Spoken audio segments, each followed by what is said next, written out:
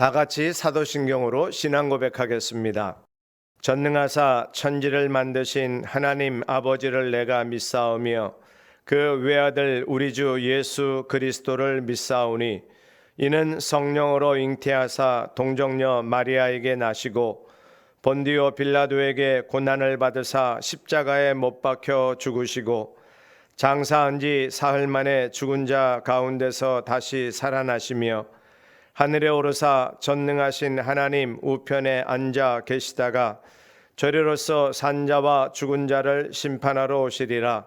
성령을 믿사오며 거룩한 공회와 성도가 서로 교통하는 것과 죄를 사하여 주시는 것과 몸이 다시 사는 것과 영원히 사는 것을 믿사옵나이다. 아멘.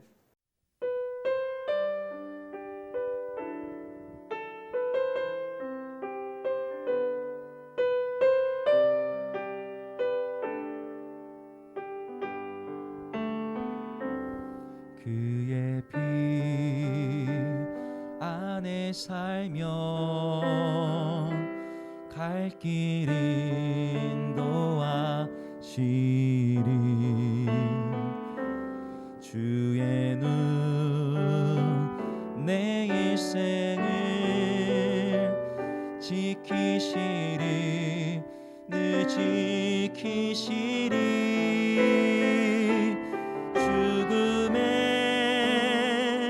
골짜기도 주의 손 굳게 잡고 담대하게 나아가면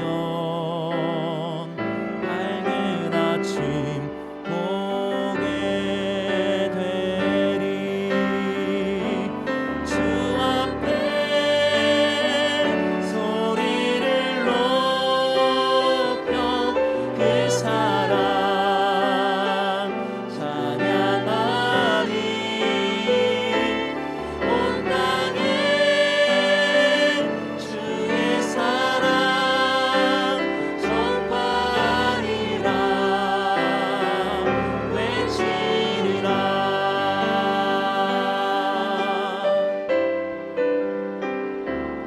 엎드려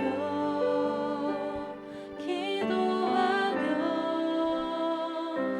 주님이 들으시리. 모든 것 협력하여 선하게 이루어지리라. 내 곁에 주 계시니 두려움 전혀 없네. 주님만 사랑하니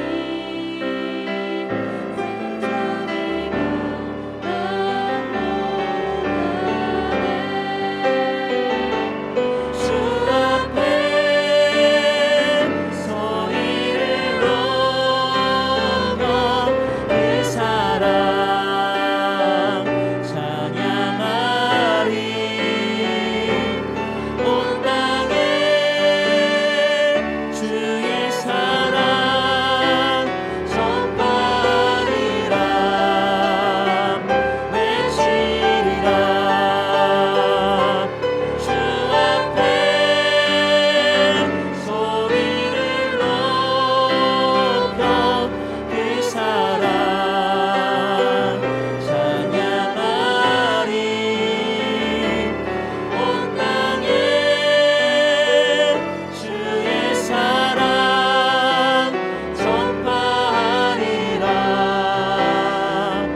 외치리라.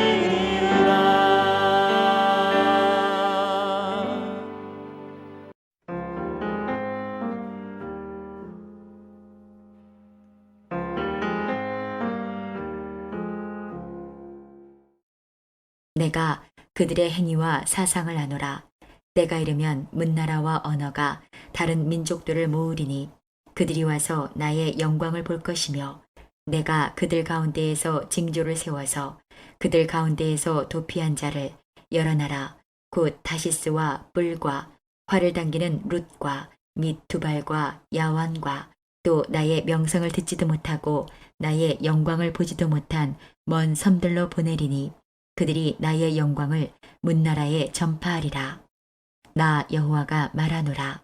이스라엘 자손이 예물을 깨끗한 그릇에 담아 여호와의 집에 드림같이 그들이 너희 모든 형제를 문나라에서 나의 성산 예루살렘으로 말과 수레와 교자와 노새와 낙타에 태워다가 여호와께 예물로 드릴 것이요 나는 그 가운데에서 택하여 제사장과 레위인을 삼으리라. 여호와의 말이니라. 내가 지을 새하늘과 새 땅이 내 앞에 항상 있는 것 같이 너희 자손과 너희 이름이 항상 있으리라. 여호와의 말이니라. 여호와가 말하노라. 매월 초하루와 매 안식일에 모든 혈육이 내 앞에 나와 예배하리라. 오늘로 계속되었던 이사야서의 묵상을 마무리하게 됩니다. 어제 아침에 보았던 말씀과 연결시켜서 주님의 재림의 날을 바라보는 말씀이 오늘 연결되어 있습니다. 이사야 선지자는 예수님 오시기 한참 전에 선지자지요. 제가 자주 언급했습니다만 이사야서는 예수 그리스도를 통해서 해석하지 아니하면 반쪽밖에는 이해가 안 됩니다. 실제로 또 이사야의 많은 예언의 내용이 예수 그리스도를 통해서 이루어질 역사적인 사건들을 다루고 있기 때문에 더더욱 그렇습니다. 물론 구약의 이스라엘 백성들을 향한 메시지는 맞지만 장차 올 예수 그리스도 또 오늘 다룰 말씀으로 다시 오실 재림의 날까지를 이야기하는 이사야 선지서는 그래서 구약의 복음이라고 하는 구약에서 만날 수 있는 아주 구체적으로 만날 수 있는 예수 그리스도를 발견하는 말씀입니다. 오늘도 말씀을 통해서 예수 그리스도를 만날 뿐만 아니라 장차 오실 재림의 날을 마음으로 환상으로 그리고 약속으로 받는 믿음으로 결단하는 시간이 될 수 있기를 바랍니다. 18절 말씀을 먼저 보겠습니다. 하나님의 나라가 완성되는 주님의 재림의 날이 분명하게 예언되어 있는 것입니다. 내가 그들의 행위와 사상을 아노라. 때가 이르면 문나라와 언어가 다른 민족들을 모으리니 그들이 와서 나의 영광을 볼 것이며. 아멘. 택한 백성으로 이스라엘 백성들의 자부심을 깨뜨리는 말씀입니다. 우리에게는 감사와 영광을 돌릴 말씀이지만 이스라엘 백성들에게 몹시 언짢은 말씀, 자기들만 구원받고 자기들만 사랑받은 택한 백성이라는 자부심을 깨뜨리는 말씀, 아마 이사야의 이 예언을 대부분의 이스라엘 백성들은 이해를 못했고 이해를 안 하려고 했을 것입니다. 왜요? 모든 민족이 모든 열방이 함께 구원의 자리에 모인다는 것 자체가 자존심이 허락하지 아니하고 영적으로도 그들의 한계 속에서는 깨달을 수 없는 영역이기 때문에 그렇습니다. 그러나 예수를 믿고 모든 열방이 모든 민족이 지금 하나님을 찬양하는 이 시대의 교회 공동체 그리스도인들에게 이 약속만큼 확실한 것은 없고요. 지금도 부분적으로 이루어졌지만 주님 오실 그날 열방 가운데 흩어져 있던 모든 주의 백성, 민족과 남녀노소를 상관없이 나라의 신분과 상관없이 모든 백성, 만 백성들이 모이는 그날을 우리가 꿈꾸며 믿음으로 받는, 믿음으로 또 결단하는 우리 모두가 되어야 할 것입니다. 그것이 마지막 날인데요. 구약의 이스라엘 백성들에게 주신 이사야 예언을 통해서 우리도 경험하지 못한 앞으로 되어질 일을 말씀하셨다는 게 얼마나 놀랍지 않습니까? 한 구절 더 보면서 이사야서를 마무리합니다. 22절인데요. 내가 지을 새하늘과 새 땅이 내 앞에 항상 있는 것 같이 너희 자손과 너희 이름이 항상 있으리라. 여호와의 말이니라. 아멘. 24절에 보면 불신자들이 멸망당하는 심판을 이렇게 표현합니다. 그들이 나가서 내게 패역한 자들의 시체들을 볼 것이라. 그 벌레가 죽지 아니하며 그 불이 꺼지지 아니하여 모든 혈육에게 가증함이 되리라. 아멘. 불신자들이 당하는 불의 심판이거든요. 예수님이 말씀하셨던 지옥의 형벌인 거예요. 그러나 22절 말씀처럼 새하늘과 새 땅이 우리에게 준비되어 있고 예수 믿는 사람들, 택한 백성들, 남은 자들, 이스라엘 백성은 물론이거니와 모든 열방 민족들이 그날에 주님 다시 오시는 그날에 새하늘과 새 땅이 열리고 그곳은 이제 영원토록 주님과 새로운 삶을 시작하는 새롭게 준비되는 새하늘과 새 땅인 것입니다.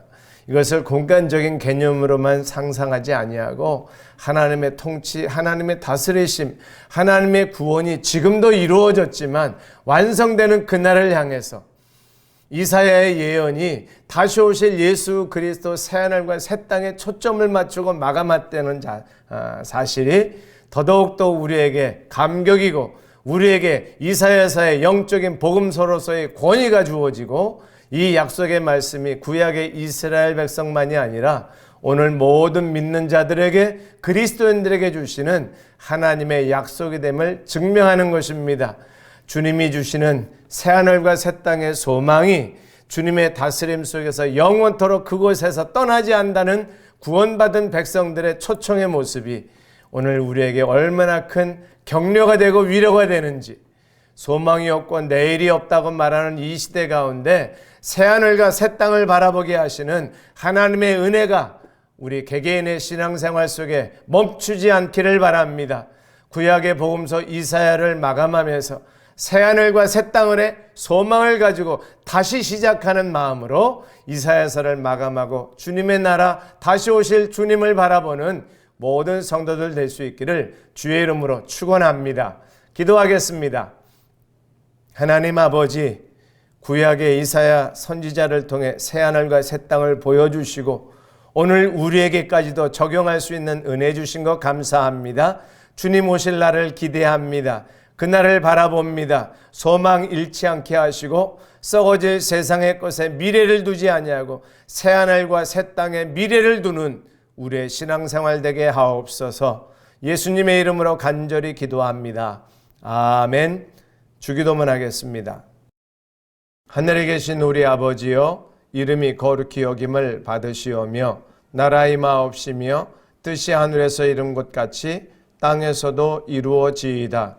오늘날 우리에게 일용할 양식을 주옵시고 우리가 우리에게 죄 지은 자를 사하여 준 것 같이 우리 죄를 사하여 주옵시고 우리를 시험에 들게 하지 마옵시고 다만 악에서 구하옵소서.